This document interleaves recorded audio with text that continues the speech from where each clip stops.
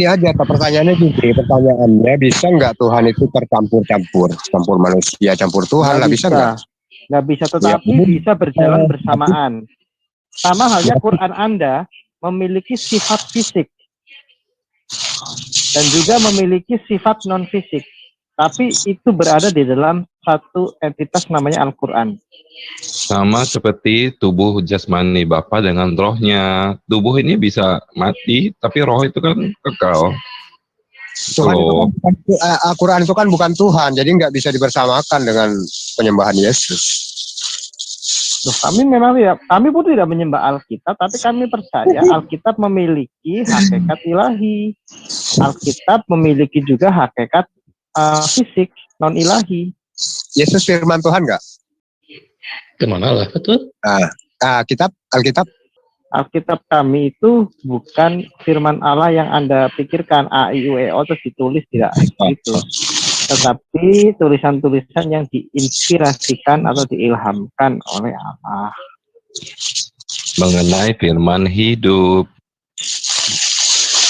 Tapi kok ada... Jadi beda dengan wahyu, Pak. Oh, firman Yesus yang orang yang terdekat itu kok dibuang, Bang? Kok nggak dipercaya seperti Maria Magdalena? Itu kan lebih valid itu. Lebih tahu ya siapa. Gini Pak, sebenarnya sifat Yesus Kristus itu dia memiliki sifat ilahi dan memiliki sifat manusia. Harusnya Pak Munir bertanya seperti itu, bagaimana mungkin ada seseorang yang memiliki dua sifat itu?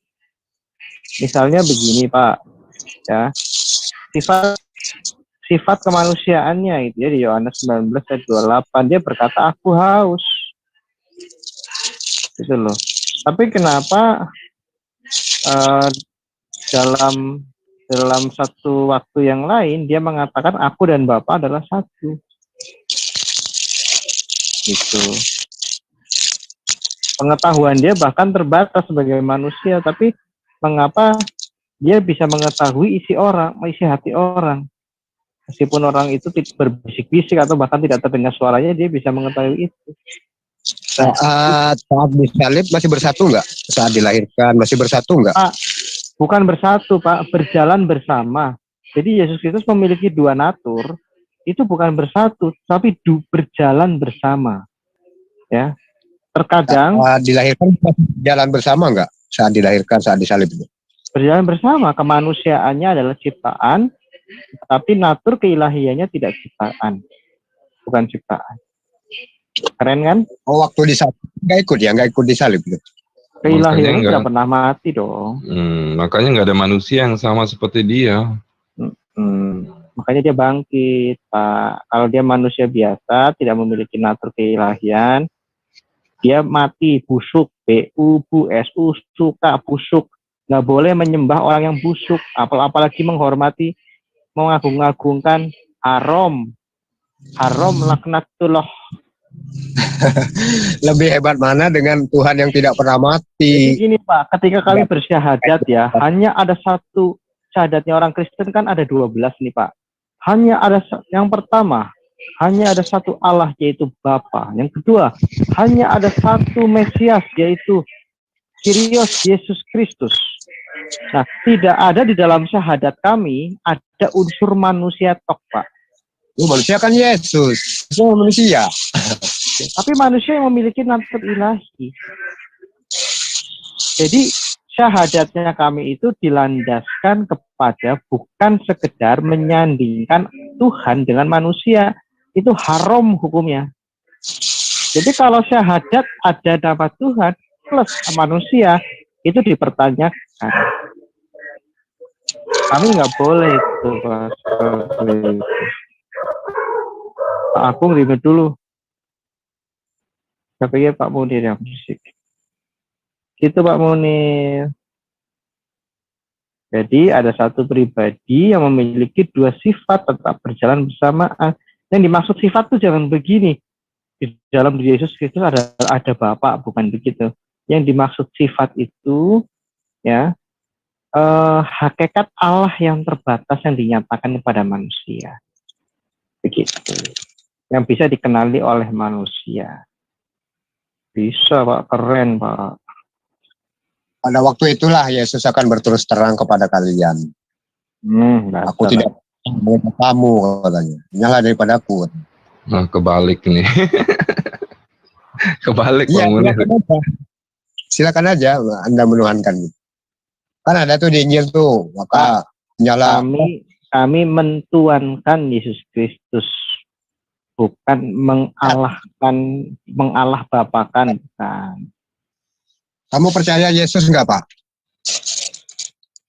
Iya dong, yang jelas saya percaya Yesus Kristus dan para rasul. Tapi kalau rasul abad ke-7 saya nggak percaya, sorry. Perkataan Yesus, Pak. Kasihlah Tuhan Allahmu dengan segenap hatimu dan dengan segenap jiwamu dan dengan segenap akal budimu dan dengan segenap kekuatanmu. Betul.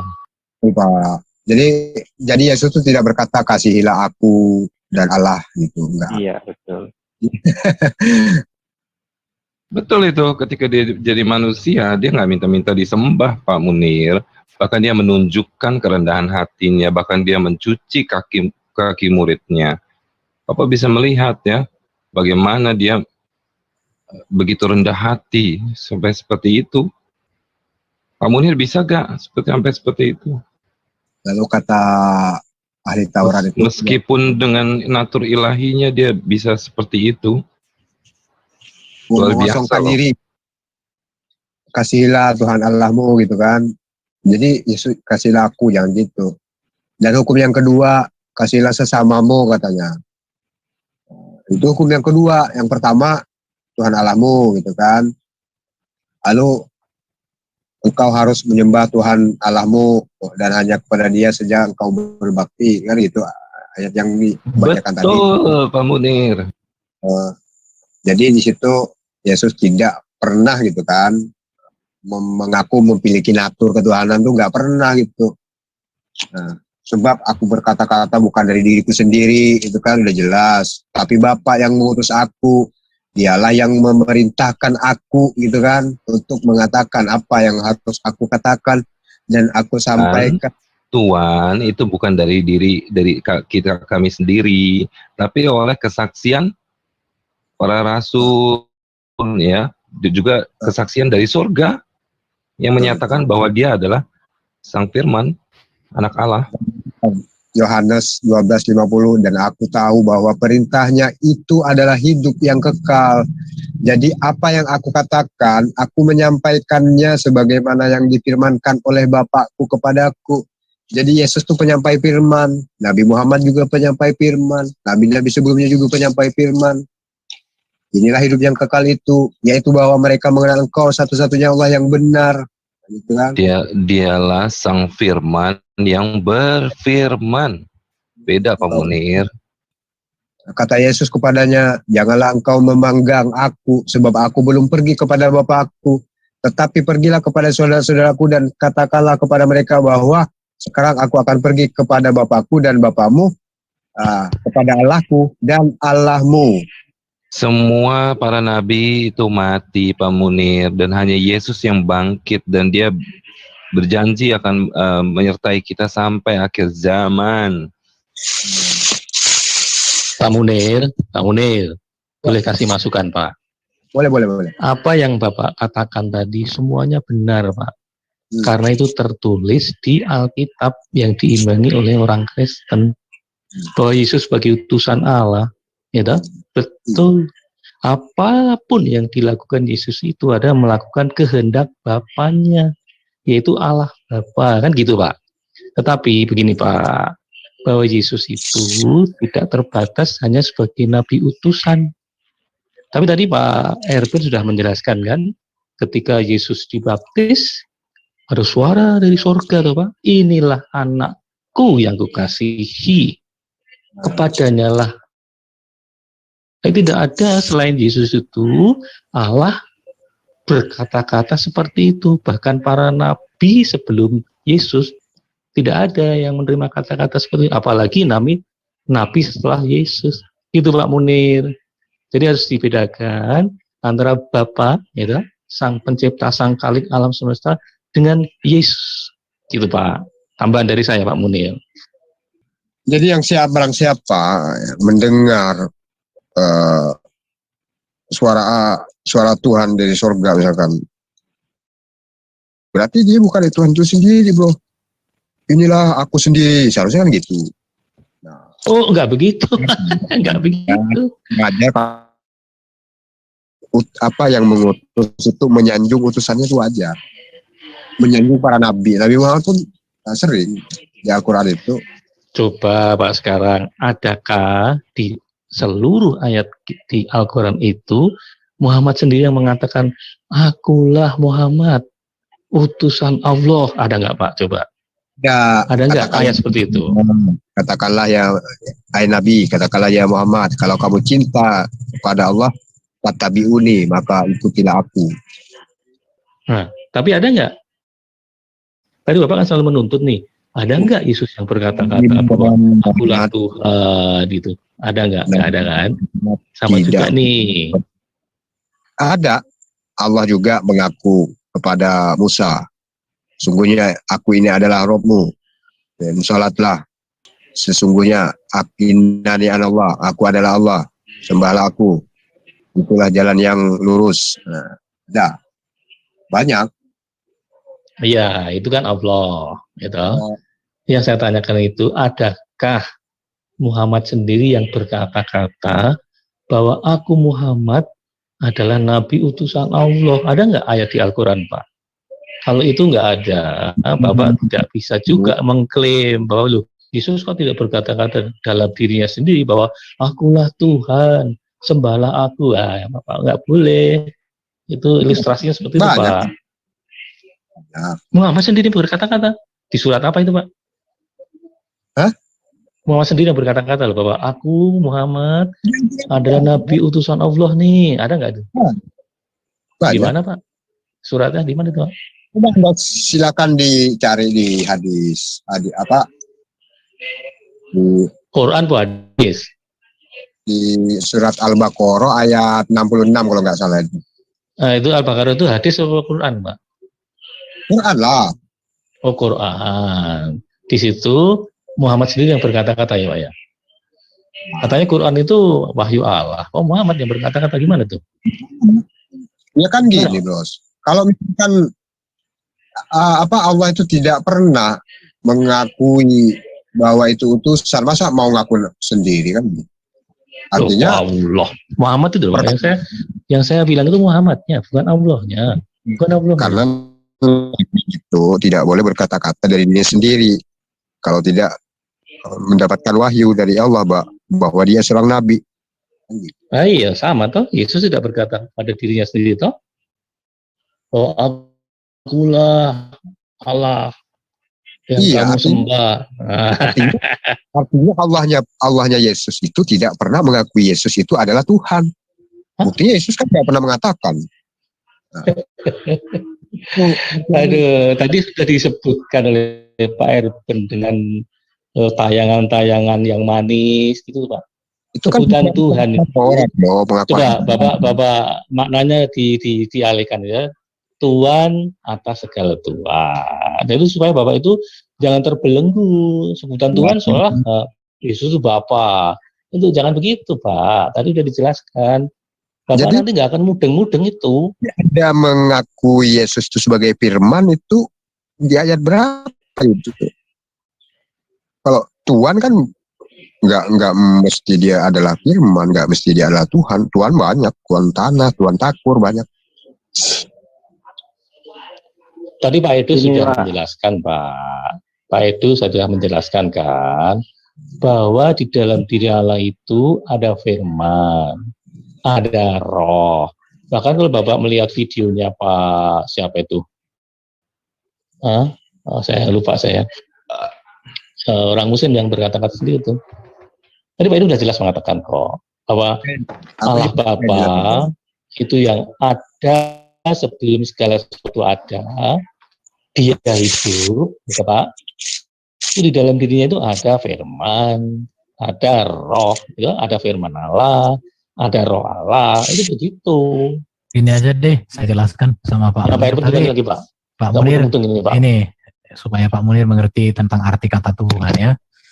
Jadi saya akan jelaskan, Pak Munir simak, dicatat, direnungkan, dipahami supaya apa yang kita bicarakan ini jangan terulang-ulang terus, tapi nggak apa-apa lah. Kapan Yesus menjadi Tuhan? Bagaimana jika orang tidak mengaku ketuhanan Yesus? Nah, ini saya akan jelaskan. Nah, ini.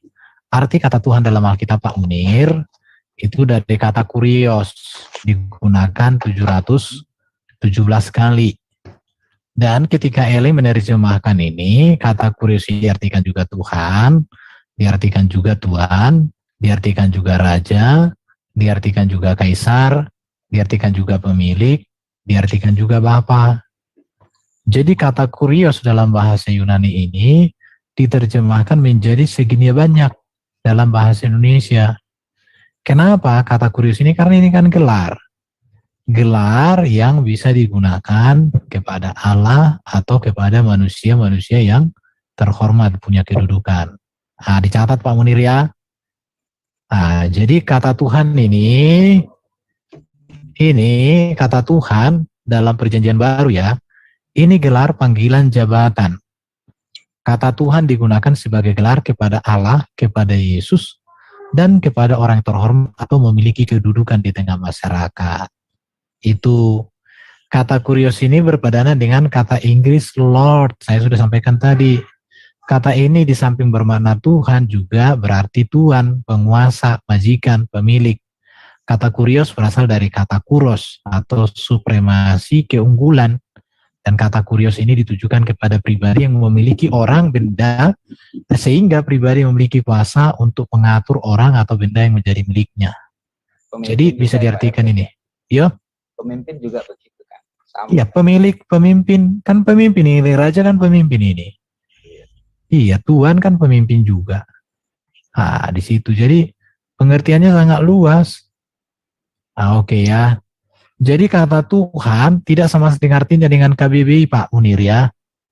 Kenapa? Karena Alkitab ini diterjemahkan tidak mengacu KBBI. Karena terjemahan Alkitab lebih luas daripada KBBI. Nah, KBBI ini baru ada tahun 83, tapi itu masih 62.100 lema. Kemudian disempurnakan tahun 86. Iya, jadi Alkitab itu tidak mengacu KBBI. Nah, kitab perjanjian baru itu 1668. Yang terakhir ini yang biasa digunakan itu terjemahan biasa itu 1974. Ya. Nah ini, jadi penggunaan kata kurios ini, gelar ini Pak Munir ya, sebagai gelar kepada Allah Sang Pencipta. Biasanya selalu memakai kata Tuhan Allah. Jadi kata Tuhan di sini bisa itu artinya kepada Sang Pencipta. Tergantung konteksnya, konteks kata itu. Tapi dipakai kurios sebagai gelar kepada Yesus. Ini contoh Tuhan Yesus. Ya, jadi kata Tuhan di kurios ini netral, gelar kepada seorang raja ini. Ini kata raja, kurios. Nah itu Pak Munir. Saya ada data-datanya Pak Munir. Pak Herbert. Baru aku kepada kaisar. Kasih lagi di KBBI itu ada, bisa dijelaskan arti tuan ya. Itu hampir mirip Tuhan sebenarnya. Coba aja lihat. Yang Tuhan menurut Alkitab. Iya, kalau kita lihat arti kata Tuhan, etimologi itu kan berasal dari kata Tuhan. Tetapi mengapa menjadi Tuhan? Ada pergeseran makna di sana karena melihat sosok Yesus itu, karena Alkitab lebih dulu memakai kata Tuhan daripada KBBI. Nah itu. Cuma kalau kita tidak memahami sejarah ya kayak gini memang. Nah ini kata kurios dalam perjanjian baru itu nih. Oke ya. Nah ini semua saya tunjukkan aja ya. Nah, ini nggak usah jelaskan, tapi ini bukti-bukti bahwa Yesus adalah Tuhan. Pak Munir ini perlu diperhatikan Pak Munir ini ya. Lihat, malaikat menyebut bahwa Yesus adalah Tuhan. Lukas 2:11. Hari ini telah lahir bagimu juru selamat, yaitu Kristus, Tuhan di kota Daud. Tapi Tuhan di sini kurios, penguasa. Baru Elizabeth memanggil anak dalam rahim Maria sebagai Tuhan. Elizabeth loh ya, masih di dalam rahim Yesus, tapi sudah dipanggil sebagai kurios Tuhan. Tapi Tuhan yang dipahami di sini bukan Theos, bukan Allah. Tapi Pak Munir nanti pasti lagi ungkit itu ya. Siapakah aku ini sampai ibu Tuhanku datang mengunjungi aku? Nah itu ya. Baru Yesus mengaku dirinya Tuhan karena anak manusia adalah Tuhan atas hari Sabat. Yohanes 13 ayat 13, akulah guru dan Tuhan. Jadi Yesus mengakui, murid-murid memanggil Yesus sebagai Tuhan. Tuhan, izinkanlah aku pergi dahulu menguburkan ayahku. Tuhan, tolonglah aku. Jadi semua ada Pak Munir data-datanya. Orang buta memanggil Yesus sebagai Tuhan. Buta secara fisik ya. Mereka menjawab, ya Tuhan, kami percaya katanya. 10 orang kusta itu, orang buta. Nah, perempuan Kanaan memanggil Yesus sebagai Tuhan ini. Orang tua anak yang sakit ayan memanggil Yesus sebagai Tuhan. Banyak data-datanya Pak Munir. Ini Sakeus mengucuk memanggil Yesus sebagai Tuhan. Nah ini, ya ada ya kayak kalau kelihatan. Jadi semua orang yang melihat perbuatan Yesus, mendengar pengajarannya serta menyaksikan teladan Yesus, memanggilnya sebagai Tuhan. Tuhan di sini penguasa ya. Oke, ini dia. Mengapa Yesus Tuhan? Ya ini dia. Kepadaku telah diberikan segala kuasa di surga dan di bumi, kepenguasaan. Atas dasar inilah maka Petrus mengatakan bahwa apa ini? Sebenarnya ada di sini ya. Tapi nggak kelihatan kalau di apa ini, di apa karena ini.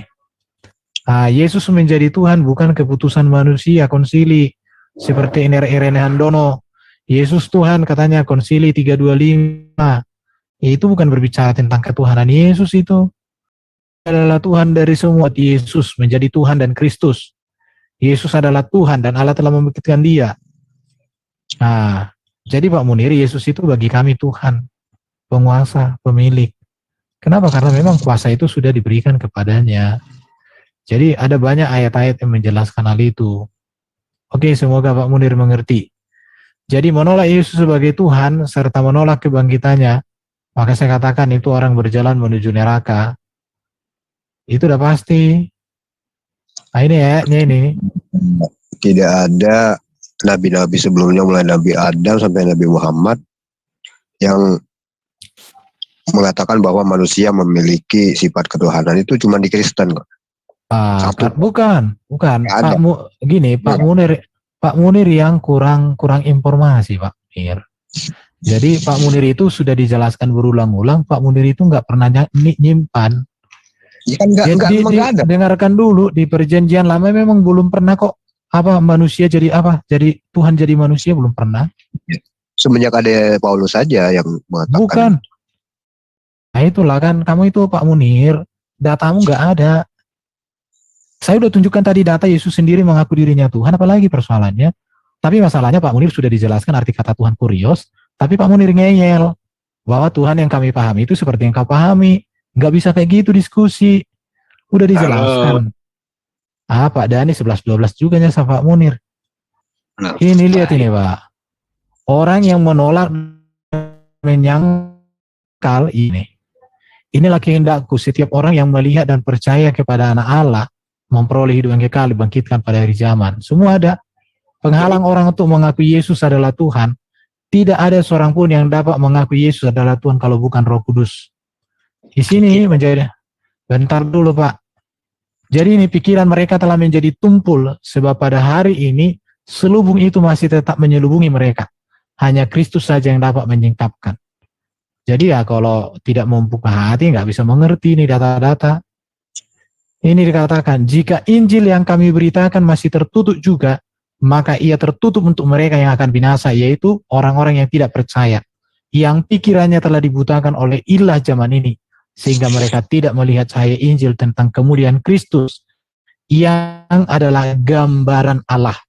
Jadi di dalam Yesus itu kami mengenal siapa Allah itu, karena dikatakan tidak seorang pun yang pernah melihat Allah, tetapi anak tunggal Allah yang duduk di pangkuan di sebelah Allah, itu sudah menyatakannya. Di situ, oke, Pak Dhani mau sampaikan apa Pak? Iya, saya hanya mau menyampaikan ini terjadinya kesalahan karena penafsiran tentang kata Tuhan dan Tuhan. Itu aja sebenarnya simpel. Bukan, nggak ada kesalah penafsiran, Pak. Pak Dani yang salah. Pak Dani coba memahami kata Tuhan dalam Alkitab berdasarkan KBBI. Tetapi Pak Dani lupa bahwa Alkitab sudah diterjemahkan sebelum KBBI itu ada. Jadi kalau kita, sebelum KBBI itu kan ada itu sejarahnya kan ada. sejarahnya mana Pak Dani? Coba tunjukkan dulu. KBBI kapan dibuat Pak Dani? Setahu saya itu tahun 81 KBBI baru pertama kali muncul. Kemudian disempurnakan 83 dan disempurnakan lagi 86.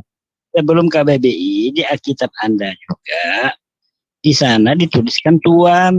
Ya tidak masalah. Makanya saya bilang sama Pak Dani Ada ini. Alkitab yang lebih lama menuliskan Tuhan. Pak Dani tahu nggak kata Tuhan itu muncul kapan dalam sejarah perkataan bahasa Indonesia?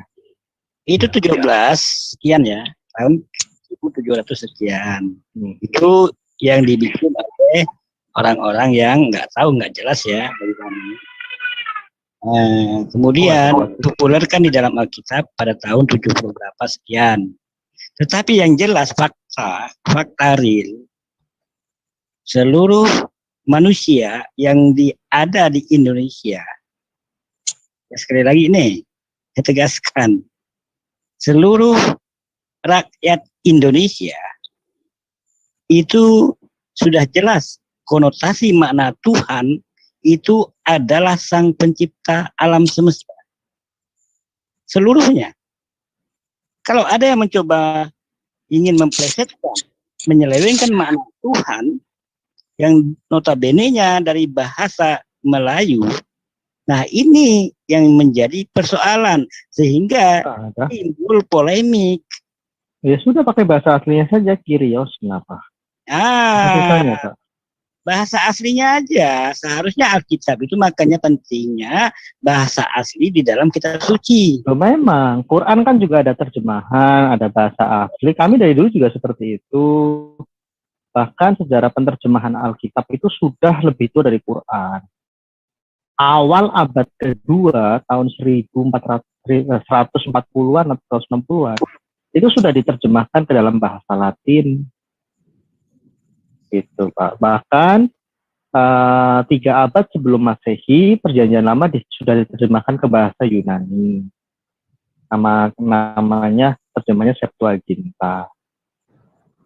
Kami nggak masalah, Pak. Selama ini kan terjemahan itu alat bantu supaya orang memahami makna dari kata-kata aslinya. Sama halnya ketika dulu Pak Dani belajar matematika, belajar fisika, belajar biologi, itu semua dari terjemahan semua, Pak. Kita tidak mempelajari biologi itu dengan bahasa aslinya. Tidak, supaya kita bisa memahami apa makna dari ilmu itu, ilmu biologi, akuntansi. Kan yang menciptakan bukan orang Indonesia, yang menciptakan orang-orang luar tuh. Iya. Ilmu matematika. Jadi terjemahan itu adalah alat bantu. Kalau tanpa terjemahan, ilmu akuntansi kayaknya pendeta loh itu. Kalau setahu saya pernah dengar Lukas Paciolo. Pendeta itu. Makanya kalau kita ini kan berbicara tentang kitab suci, ya kan. Jadi gini Pak Dani ini kan umat klaim ini Pak Dani ini. Seringkali mengklaim sesuatu tapi nggak ada data. Sekarang saya akan berikan data. Yunani mau nggak? Oke, sekarang saya berikan data ini supaya Pak Dani ini bisa bantah dulu ini data saya nih. Karena selama ini Pak Dani klaim kata Allah itu bukan milik Islam, Pak. Saya buktikan data-datanya ini. Oke, supaya Pak Dani jangan hanya bisa klaim.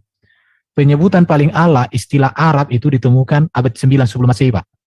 Menurut pendapat kebanyakan peneliti dalam bahasa Assyria dan beberapa bahasa Semit lainnya, artinya Arab itu orang-orang gurun, Badui. Bangsa Arab tidak selalu terdiri dari orang Islam, tetapi juga orang Kristen, Yahudi. Bahkan orang Kristen dan Yahudi sudah lebih dahulu di Arab daripada Islam. Beberapa buktinya adalah peradaban Nabat yang didirikan oleh bangsa Arab beragama Kristen. Saya tunjukkan sama Pak Dani supaya Pak Dani jangan klaim. Bangsa Arab dan bahasa Arab tidak terpisahkan. Bangsa Arab tentulah menggunakan bahasa Arab dalam hidup sehari-hari, dalam budaya mereka berkomunikasi.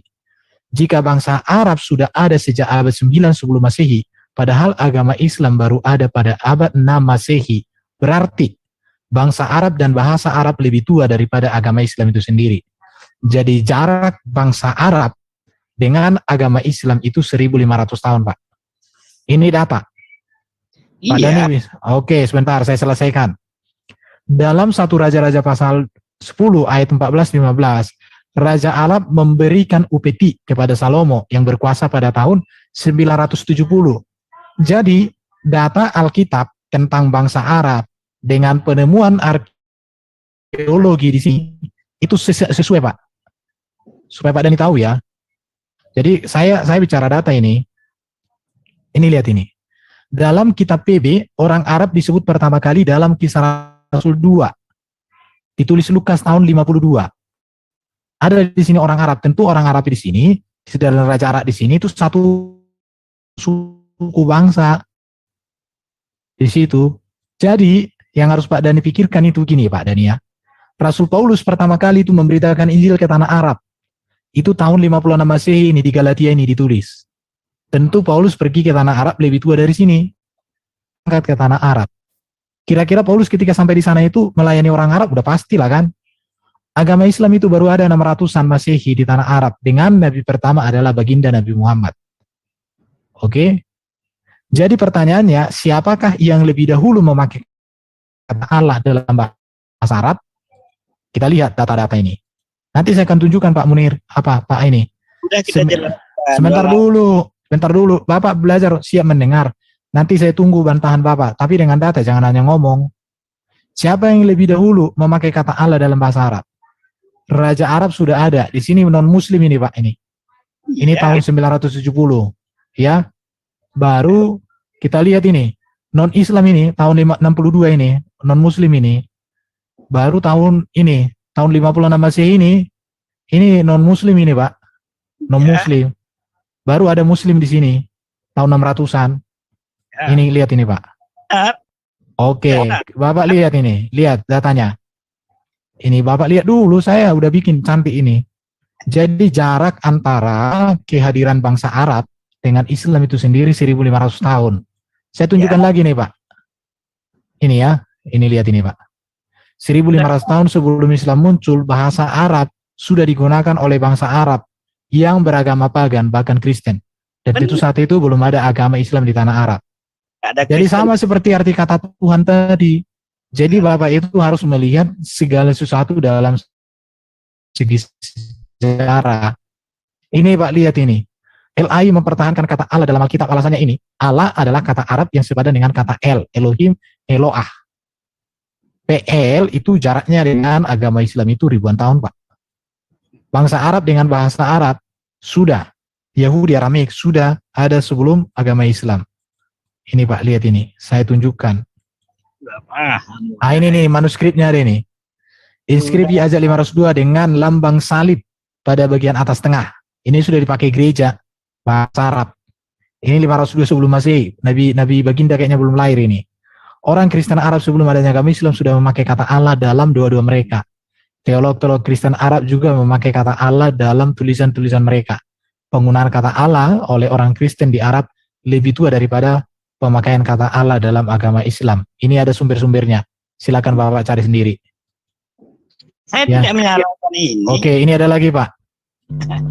Tinggal baik. Oke. Allah dipakai dalam semua versi kitab suci dalam bahasa Arab. Dari zaman kuno sampai sekarang. Ini ada manuskripnya. Orang Kristen di Aljazair, Mesir, Irak, Yordania, Lebanon, Malaysia, Brunei, dan lainnya. Bapak kebun dekat Torsurai itu. Oke, ini lagi Pak. Ini. Jadi sudah ada, ini apa ini? Umat beragama lain yang secara aktif menyebut Tuhan dengan kata Allah, antara lain pengadut baptisme Bayi, Mandean, Yahudi Misrai, serta Sisme. Ini Pak, ini. Islam, ada baik. Oke. Nah, Jadi di situ, oke Pak Muni, apa Pak Dhani ya? masalahnya di mana?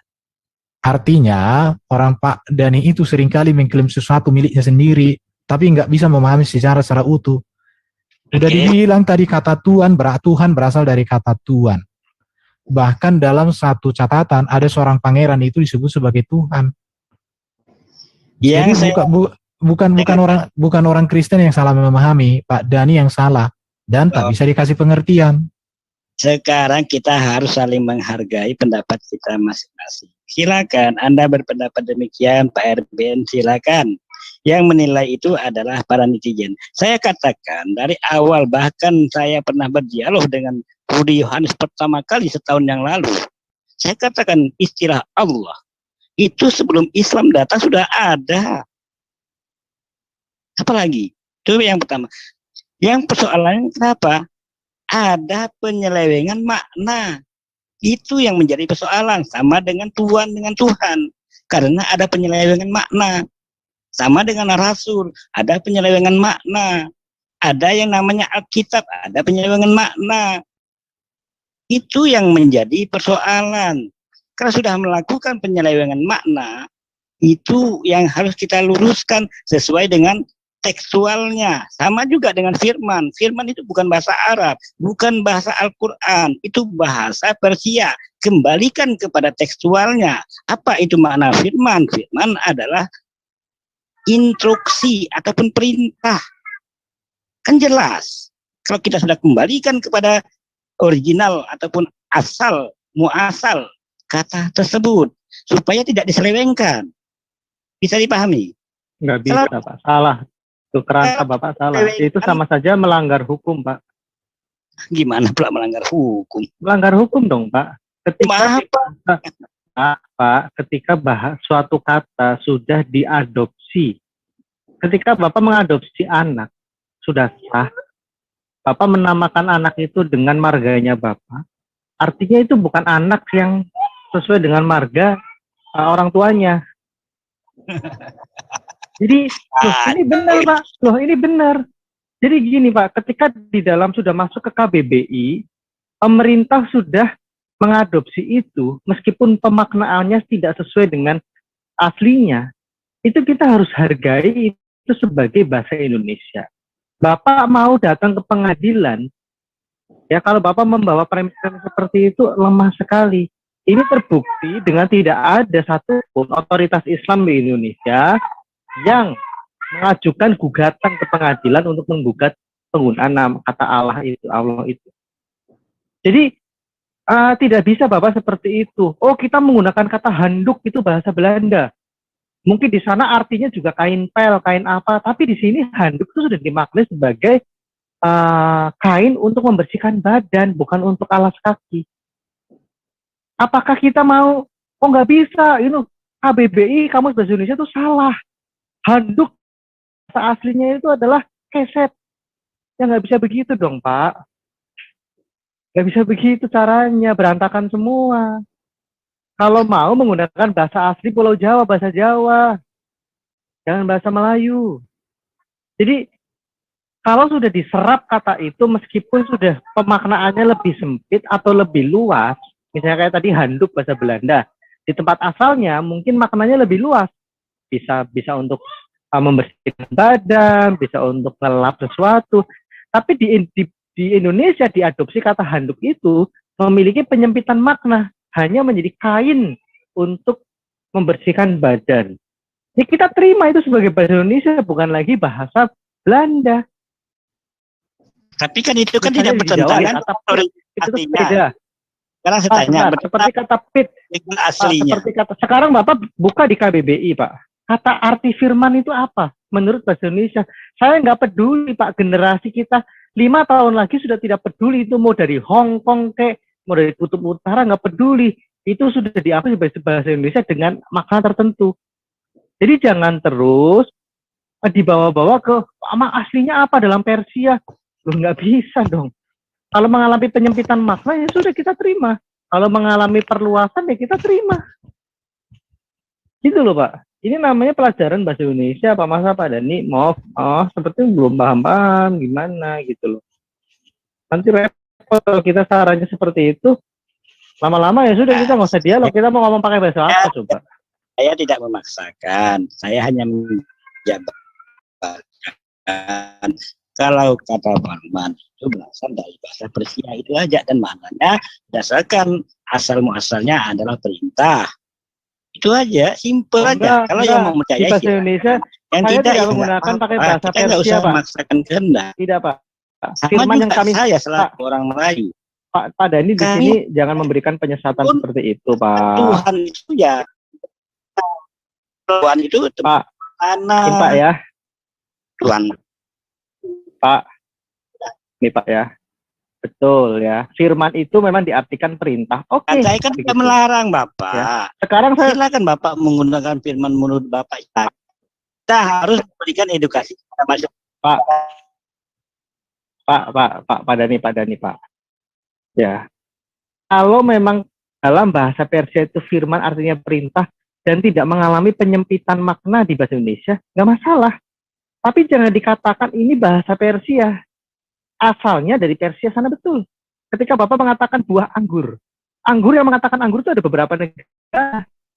Sama. Mungkin dari mana lah lupa saya, ada dari anggur. Yang namanya bahasa yang seperti itu karena dulu awalnya satu, Pak. Jadi nggak ada lagi ini bahasa ini. Sekarang sudah tidak bisa seperti itu misalnya ya. Ini kan Bapak lihat nih ya di layar ya. Kata Tuhan gitu.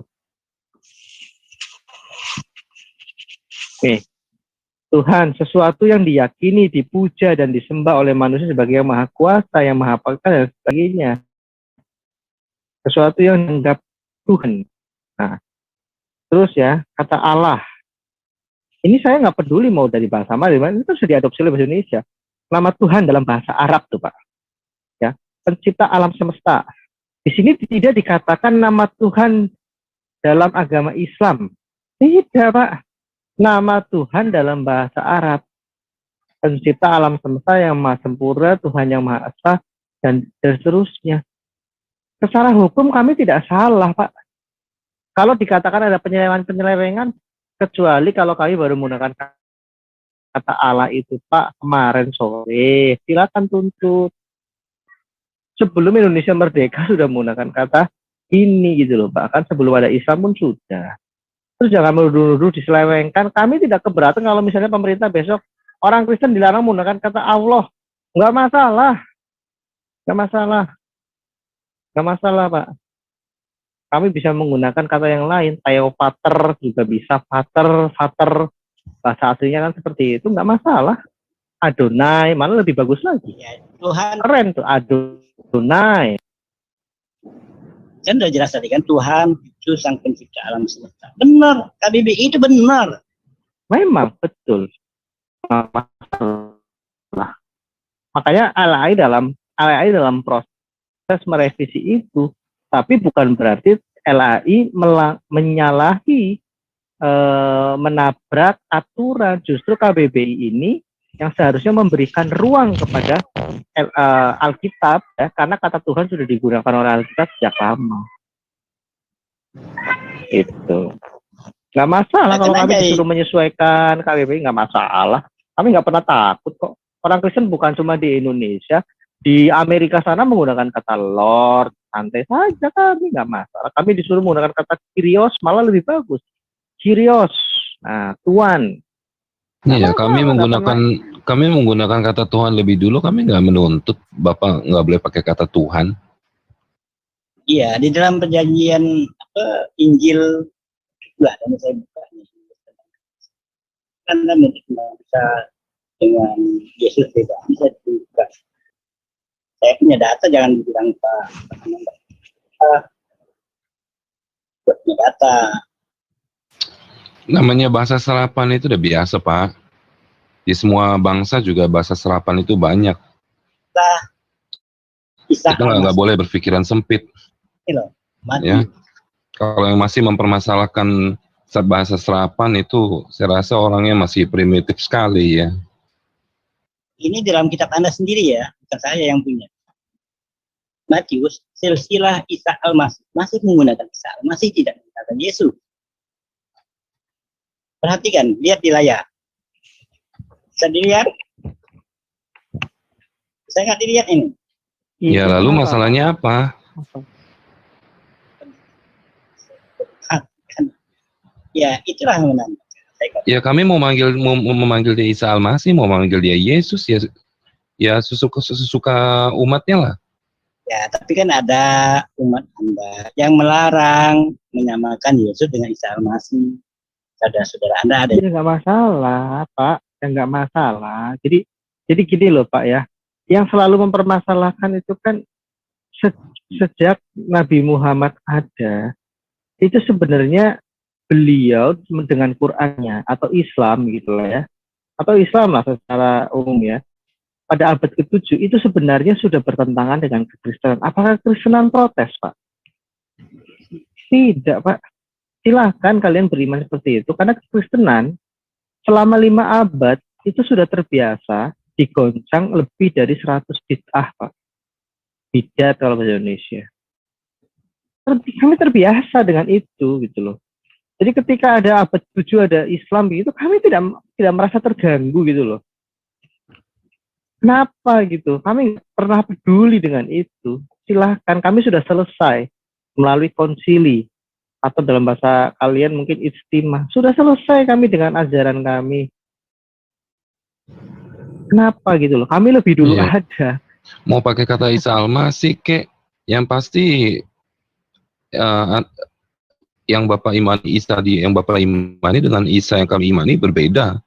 Berbeda orang, berbeda kisah, berbeda pribadi.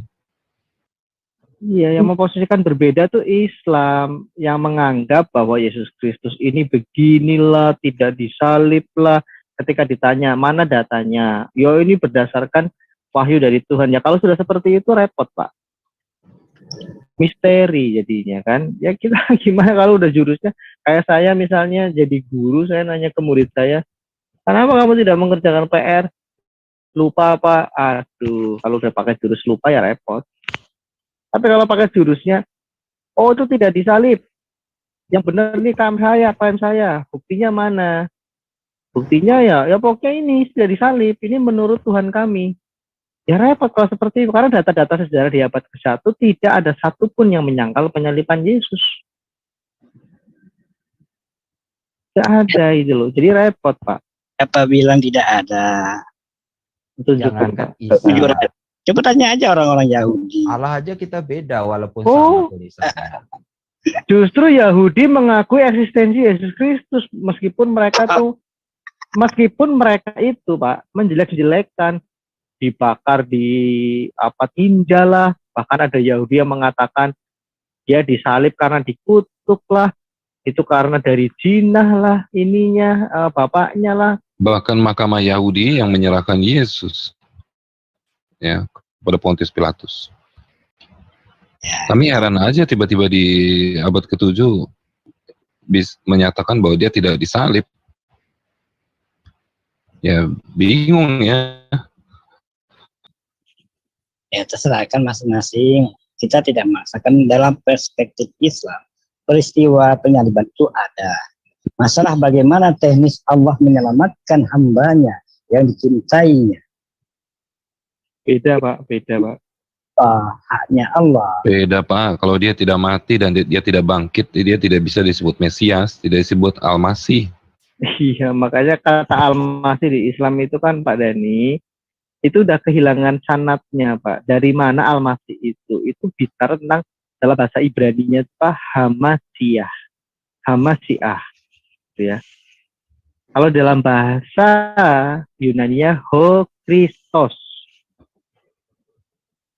Itu Pak. Nah, kalau Bapak tanya kepada orang Yahudi dan kami Kristen, apa makna Hamasiah dan Ho Christos?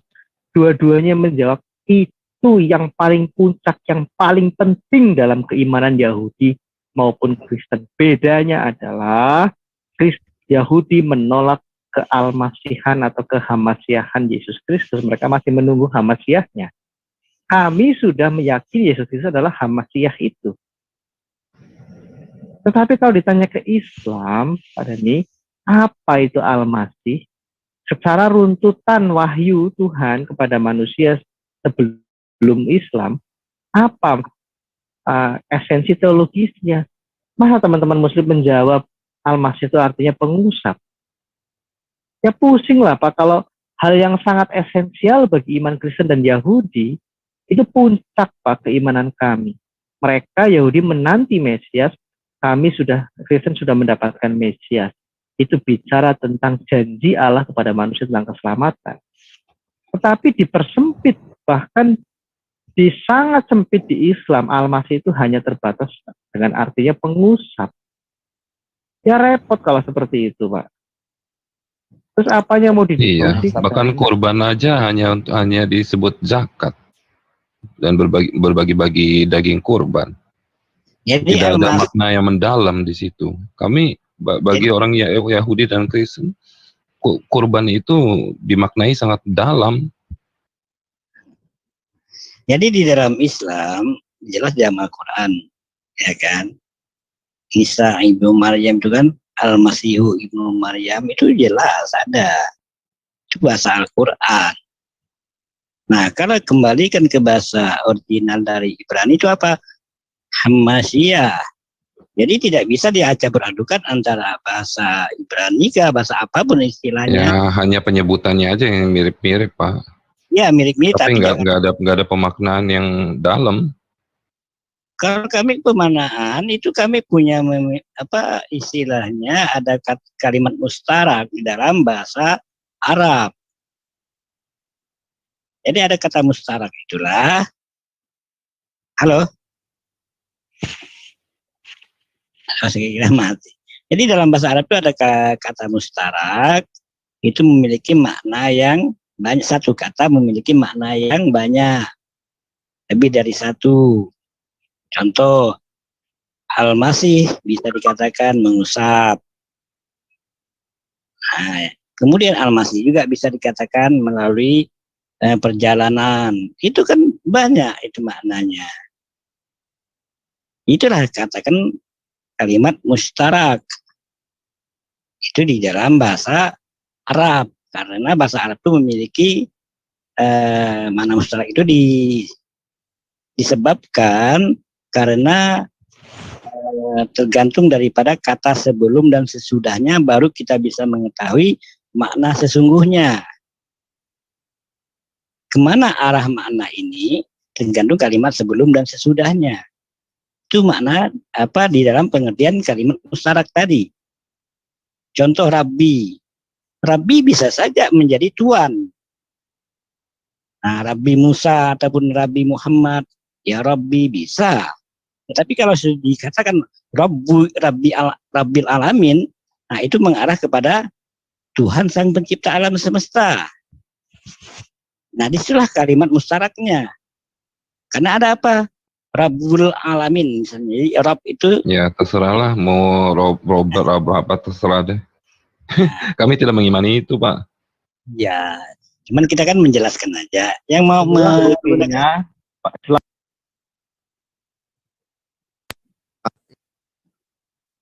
Islam tidak bisa menjelaskan tentang manat dari Al-Masih itu apa. Sekarang ya Pak ya, saya selama ini nyari-nyari apa sih yang sebetulnya narasi apa yang Islam ini ingin bawa terkait menyempurnakan. Setelah saya pelajari, ingin menegakkan keesaan Tuhan, ketauhidan. Saya amati loh, Yahudi dan Kristen tidak pernah menyangkal ketauhidan. Yesus Kristus mengajarkan itu. Paulus mengajarkan itu. Para rasul yang lain mengajarkan itu. Lah, terus apa yang ingin dipermasalahkan? Oh, ternyata ada kesalahpahaman. Kafirlah orang yang Al-Masih itu adalah Allah. Loh, kami tidak pernah menyamakan Allah dengan Al-Masih. Itu bidat kekristenan abad kedua yang disebut modalisme. Kafirlah orang yang meninggalkan Tuhan. Loh, kekristenan tidak pernah mengatakan 3 Tuhan. Itu bidat Kristen juga yang namanya subordinasionisme, monarkionisme, Arianisme. Kekristenan mengajarkan satu Allah yang esa. Lalu apa yang dimaksudkan Quran ini? Nah, mana Trinitas itu apa? Saya nggak paham. Jadi kalau ini Trinitas itu teologi tentang keesaan Allah, Pak. Kenapa ada kata tri? Trias, bahasa aslinya itu trias atau triados dalam bahasa Latin. Itu artinya Allah, firman, dan rohnya. Ada 3 aspek yang manusia bisa kenali dari hakikat Allah yang tidak bisa dikenali. Hakikat Allah yang tidak terbatas dinyatakan secara terbatas sehingga manusia bisa mengenali yang tidak terbatas. Allah, firman, dan rohnya. Allah selalu menyatakan dirinya, menyingkapkan segala sesuatu, wahyunya, hukumnya, atau apapun itu, selalu melalui firman. Mengapa melalui firman? Karena manusia adalah makhluk pribadi. Saya berkomunikasi dengan Pak Dhani bukan dengan kedipan mata. Itu aneh, bukan manusia namanya. Tapi saya berkomunikasi dengan Pak Dhani karena saya dan Anda itu manusia, pribadi. Nah, kami menyebut Allah memiliki firman, atau Allah menyatakan dirinya kepada kita ini yang di bawah, memiliki firman, artinya adalah firman itu Allah mengenalkan dirinya. Lalu Allah mengatakan rohku, itu artinya Allah yang kita sembah adalah Allah yang kami sembah adalah Allah yang hidup. Jadi seluruh alam semesta ini dinyatakan oleh Allah melalui firman-Nya. Jadi itu pentingnya pemahaman Trinitas Allah, firman, dan rohnya. Lalu apa hubungannya dengan Bapa, Putra, dan Roh Kudus? Mengapa Putra itu identik dengan firman? Lagi-lagi Allah selalu menyatakan dirinya dengan firman. Kitab suci pun disebut firman. Karena bagian dari penyataan diri Allah. Para nabi pun disebut sebagai firman. Lalu apa bedanya dengan Yesus Kristus? Karena kemanusiaan Yesus Kristus itu memiliki hakikat keilahian, tetapi dia bukan sang Allah. Tetapi Yesus Kristus memiliki hakikat kealahan. Kenapa? Karena kehamasiahannya. Karena kekristusannya, bukan karena keyesusannya. Karena zaman itu yang namanya Yesus banyak. Jadi selama 1400 tahun Islam dan umatnya, jujur saja itu salah memahami iman Kristen. Yang ada di dalam Quran itu betul. Kami tidak menyangkal, tetapi itu bukan menunjuk kepada kekristenan yang sejati. Gitu loh Pak, pada saat itu Kristen itu masih sudah sangat solid dalam organisasi yang sangat besar, puluhan juta orang. Bahkan didukung oleh satu imperium. Oke, boleh saya tanya enggak dengan Bang Justin? Silakan. Sesuai dengan keterangan Bang Justin tentang Yesus ya kan, tadi menyangkut masalah Yesus dan Allah.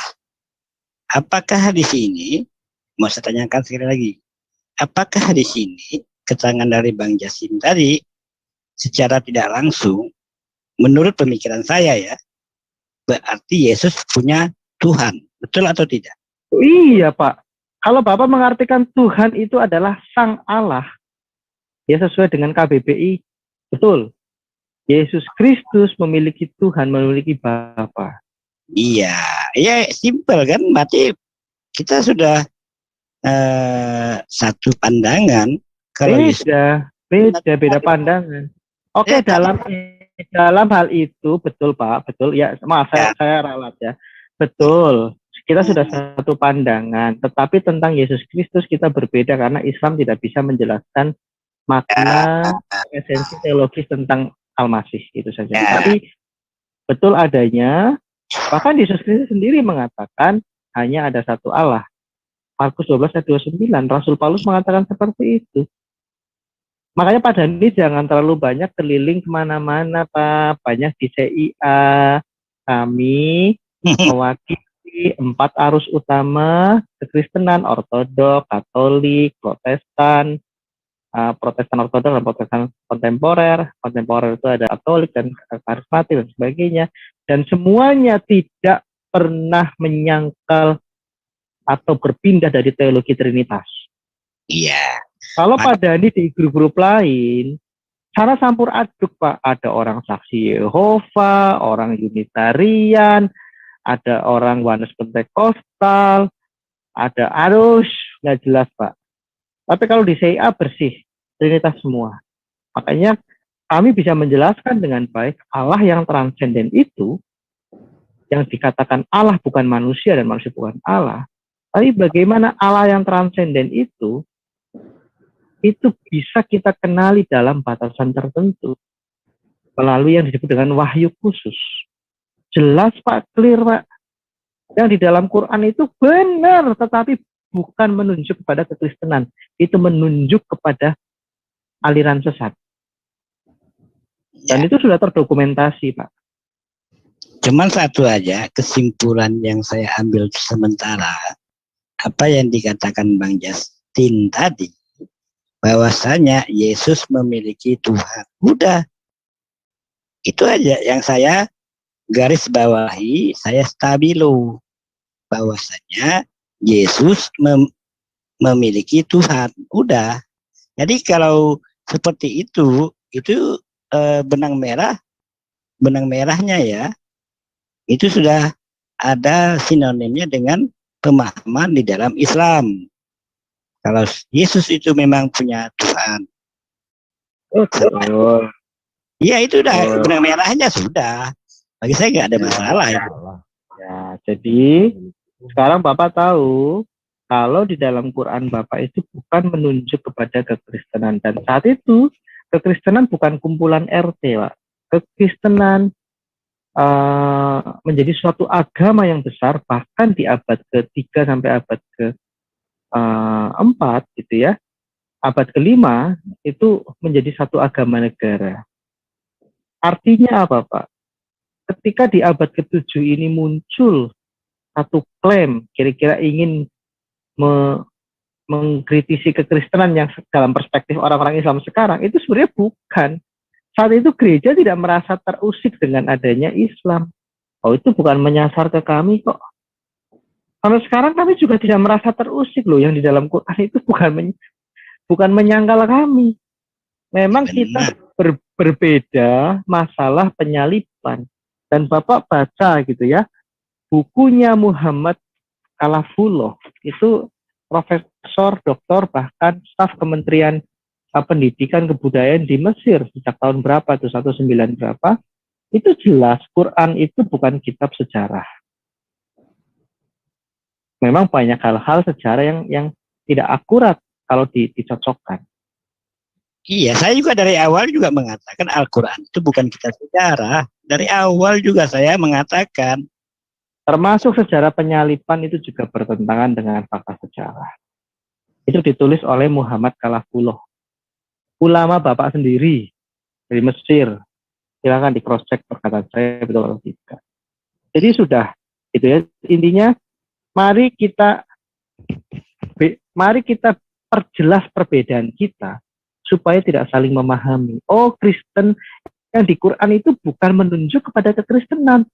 Tapi kan yang sekarang terjadi olok mengolok. Lu Kristen nyembah manusia. Buset, lu 1400 tahun disesatkan oleh siapa?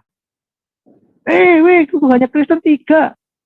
Olok-olokan. Selevel Farhan pun masih salah paham seperti itu. Saya nasihati Mas Farhan, jangan kebanyakan debat, Mas. Sekali-kali dialog di CIA. Belajar tentang apa itu teologi Trinitas. Kami pun ingin belajar teologi Anda yang disebut dengan ilmu kalam atau ilmu tauhid. Sama-sama belajar, beda ya beda, sama-sama kan. Tetapi perbedaan itu jangan disalahpahami sehingga menjadi fitnah dan kebencian. Nah, mantap. Menyembah 3 Tuhan. Kami baru kepala. Ini siapa? Itu malah Umi Dini memberikan ruang ke Jody Triteos itu. Itu betul tuh yang si Jody itu, Ferdinand Jody yang pahamnya Triteos. Dia mengaku dirinya, iya saya bidat. Itu menyembah 3 Tuhan, Pak. Hakikat keilahian Yesus Kristus terpisah dari hakikat keilahian Bapa. Hakikat keilahian Roh Kudus terpisah dari hakikat keilahian Bapa, dan itu bertingkat. Jadi si Jody ini pahamnya namanya monarkianisme. Itu atau Iya, support. ngomong-ngomong nih Bang Tasih, ini di live kan ya, kalau nggak salah di live kan ini kan ada yang meng-live kan ini. Iya di live kan, nanti biasa kita hapus gitu Pak. Oh, dihapus. Bagusnya nggak dihapus. Tadi yang saya stabilo tadi itu kalau sudah kita stabilo, kita kunci, istilahnya kita kunci, itu kan berarti saya katakan kalau Yesus sudah memiliki Tuhan, punya Tuhan, berarti kita sudah satu linier di dalam memahami tentang makna Tuhan. Itu aja. Kan Ya simpel. kami gini, betul ya Pak ya. tapi Memang Tuhannya sebenarnya Bapa. ya memang kami nggak apa-apa, tetapi ini kan tahap awal dialog. Namanya Ini tahap ya beda. ini tahap awal dialog antara Pak Dhani dengan kami dalam konteks meluruskan kesalahpahaman. Kami bisa menerima kata-kata Pak Dhani seperti itu. Iya, oke lah, silakan dengan apa yang Pak Dhani pahami. Pak Dhani mengatakan, oke, berarti Yesus punya Tuhan. Iya, betul. Tetapi yang jelas Pak, kami tidak menyamakan Yesus dengan Bapa. Ya, tetapi Yesus Kristus sebagai anak memiliki hakikat yang sama dengan Bapa, menjadi satu. Sama halnya kayak gini Pak. Nama saya misalnya Justin Panjaitan. Itu ya. Nama saya Justin. Saya memiliki hakikat yang disebut manusia Panjaitan. Ada karakter saya, khas Panjaitan, gitu ya Pak Dhani ya. Kemudian saya Justin Panjaitan yang memiliki hakikat, namanya hakikat MP, manusia Panjaitan. Ketika saya punya anak, saya kasih nama Peter. Nama anak saya adalah Peter Panjaitan. Peter juga memiliki MP. Hakikat MP, hakikat manusia Panjaitan. Karena dia anak saya. Apakah hakikat Panjaitan anak saya, si Peter itu, lebih kecil dari hakikat Panjaitan saya? Ya tidaklah. Sama-sama manusia kok. Gila Pak. Masa manusia hakikatnya beda? Tapi saya, Justin dengan anak saya Peter, itu berbeda. Nah, hakikat ke Allah dinyatakan, nah sekali lagi Pak, dinyatakan kepada manusia, dan Bapak harus kembali kepada rumus pertama. Allah selalu menyatakan dirinya melalui apa? Firman-Nya. Untuk itulah Yesus Kristus adalah firman. Jadi filosofinya jelas, makanya Islam di abad mula-mula, kami punya bapak gereja namanya Timotius Al-Awal. Itu berdialog dengan dunia Islam itu lancar-lancar saja. Bahkan indikasinya kuat Ahlus Sunnah wal Jamaah ketika merevisi paham Mu'tazilah, itu jelas mereka sangat respect terhadap teologi Trinitas. Kami sudah selesai Pak. Bicara tentang Allah yang esa, bicara penyingkapan diri Allah atau yang kami sebut dengan wahyu, jelas Pak, Yesus Kristus adalah wahyu Allah. Mengapa dikatakan Yesus itu wahyu khusus? Karena sepenuhnya berasal dari Allah. Dan dia memiliki hakikat yang tidak terpisah dari Allah. Dan itu mujizatnya di situ, itu misteri. Ada manusia memiliki hakikat manusia dan memiliki hakikat Allah. Bisa berjalan bersama, tidak dicampur baurkan, tidak membingungkan, memiliki satu kesatuan kehendak.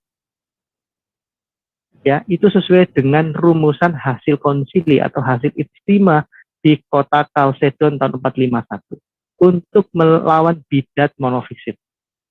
Monofisit menganggap ada manusia jadi-jadian kira seperti itu yang memiliki pribadi manusia yang berbeda dengan manusia pada umum. Oh tidak, gereja menentang itu. Yesus Kristus harus sepenuhnya manusia, tetapi dia harus sepenuhnya memiliki hakikat kealahan. Jadi gereja sudah selesai dengan teologi itu Pak. Kami namakan teologi Trinitas. Allah, firman, dan rohnya. Bapa, anaknya, dan rohnya. Nah jelas kan Pak, sama halnya dengan Bapak punya ilmu kalam. Jadi inilah kesalahpahaman yang harus kami luruskan. Jadi stop mengatakan kami menyembah menuhankan manusia, tidak ada. Kami menuhankan manusia, mengalahkan manusia, tidak. Rumusnya tadi sudah jelas. Kemanusiaannya berjalan bersama dengan kealahannya. Bagaimana mungkin itu terjadi? Ya, kealahannya memang dibatasi supaya misi kemanusiaannya itu bisa penuh. Kealahannya menjadi sempurna kembali, penuh kembali, itu ketika Yesus Kristus sudah dimuliakan. Kisah para Rasul 2 ayat 32 sampai 34. Jelas, Pak. Lalu kenapa kami menyembah Yesus? Loh, Yesus adalah Adam kedua. Kalau Adam masih hidup, tidak berbuat dosa, seluruh umat manusia menyembah Adam sebagai penguasa. Kami saat ini menyembah Adam, yaitu Yesus Kristus. Karena Yesus Kristus adalah contoh manusia yang diciptakan awal. Makanya di Kolose 1 ayat 15, dia adalah ciptaan yang diciptakan. Artinya, ini loh, Adam ini seperti ini dulu. Mulia dia sebagai Raja Adam. Kami pun menyembah Yesus Kristus, bukan menggantikan Bapa, tidak. Tapi menyembah Yesus Kristus sebagai Tuhan kami, sebagai Raja kami. Filipi 2 ayat 11, semuanya itu bagi kemuliaan Allah Bapa. Nah, artinya kami tidak berbuat syirik atau musyrik atau apapun namanya. Kami menyembah Yesus Kristus dalam kaitannya dia sebagai Mesias, bukan sebagai Bapa. Makanya Filipi 2 ayat 11 katakan, penyembahan kami kepada Yesus Kristus bagi, ada kata bagi, artinya untuk kemuliaan Allah Bapa. Jelas kan Pak? Kami membedakannya. Iya, Nah, makanya bagi saya sih jelas, karena intinya tadi antara Tuhan ataupun Bapa tadi dengan Yesus itu apa yang dikatakan oleh Bang Justin, bahwasanya Yesus memiliki Tuhan, itu udah jelas. Gak perlu diperdebatkan lagi. Nah, masalah penjabaran keimanannya masing-masing. Ya, Tuhan yang dipahami Pak Dhani itu kan Bapa. Ya benar, Yesus memiliki Bapa. kalau diperdebatkan Pak Dhani membatasi, itu sebenarnya Pak Dhani, ya, tapi saya hormati lah. Ini sebenarnya yang kami ingin challenge ke teman-teman Muslim. Ayo, coba jelaskan tentang Al-Masih. Karena tentang Al-Masih itu sentral bagi orang Kristen dan Yahudi. Hamasyah, Kristos, itu adalah puncak paling utama dari semua ayat-ayat Alkitab, semuanya berpusat kepada Kristos itu, Sang Mesias itu, karena itu menyangkut keselamatan seluruh umat manusia, Pak. Di sini kami memaklumi, maaf ya, saya bisa salah Pak. Islam belum clear menjelaskan tentang Al-Masih. Padahal itu menjadi tema sentral Pak. Justru yang kami pertanyakan, sebenarnya apa yang Islam ini ingin narasikan, ingin menyempurnakan Allah yang esa. Loh, kami sudah selesai dengan itu. Terus apa lagi? Memuliakan Rasul Tuhan. Ya, kalau dipersempit seperti itu, Daud tidak pernah berbuat dosa, semua nabi tidak berdosa. Aduh, itu berbeda jauh pemahamannya, Pak. Kami tidak pernah yang namanya, itu kenapa Daud nabi berbuat dosa? Loh, kalau sudah seperti itu, sudah beda sudut pandang gitu loh. Salomo itu bukan nabi. Daud itu bukan nabi, dia raja, Pak. Kalau dia nabi, masa dia mengurapi dirinya sendiri? Karena raja kan harus diurapi oleh nabi. Jadi kayak gitu-gitu, oke lah. Kami percaya kepada tulisan ulama Anda, Muhammad Khalafullah. Kami respect, dan kami justru ketika beliau itu dengan gentle mengungkapkan Al-Quran ini kitab teologis, kitab sastra. Pendekatannya sastra dan bukan sejarah. Kami malah senang. Makanya Timoti al-Awal, tokoh kekristenan yang di timur yang dekat dengan Arab, mengatakan dalam kaitannya karunia kenabian, Nabi Muhammad memiliki karunia itu. Coba bayangkan Pak, orang Kristen Pak mengatakan seperti itu. Di abad-abad awal Islam, ketika dialog dengan Islam Kristen itu tidak separah di abad 21, isinya caci maki dan fitnah. Benar. Nah itu Pak, karena ada kesalahan berjamaah. Tiap hari yang kami dengar, nyembah manusia, nyembah 3 Tuhan. Aduh. Tapi Salah, jangan kalau salah seperti paham dulu ya Pak. Karunia kenabian itu bukan berarti dia nabi gitu maksudnya. Kalau kami menyebut, ya banyak orang-orang sekarang memiliki karunia kenabian, tapi mereka bukan nabi gitu loh. Nah, kita kan nggak memaksakan kehendak. Silakan pendapat teman-teman di sini, karunia